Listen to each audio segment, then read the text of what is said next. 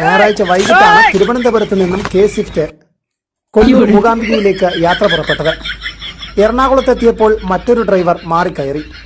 ഈ ഡ്രൈവർക്കാണ് വഴി തെറ്റിയത്. മംഗലാപുരത്തിനും മൂകാംബികയ്ക്കും ഇടയിലുള്ള കുന്താപുരിയിൽ നിന്നും വലത്തോട്ട് തിരിഞ്ഞാണ് മൂകാംബികയ്ക്ക് പോകേണ്ടിയിരുന്നത്. എന്നാൽ ഈ റോഡിലേക്ക് തിരിയാതെ നേരെയുള്ള റോഡിലൂടെ പോവുകയായിരുന്നു.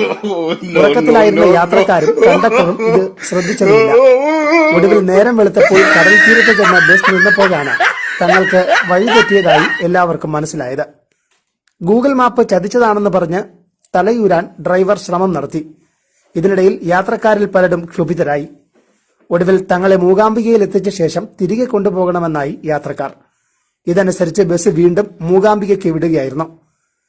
തിങ്കളാഴ്ച നടന്ന സംഭവം യാത്രക്കാർ മടങ്ങിയെത്തിയതോടെയാണ് പുറം ലോകത്തറിഞ്ഞത്. News desk, Fox TV news.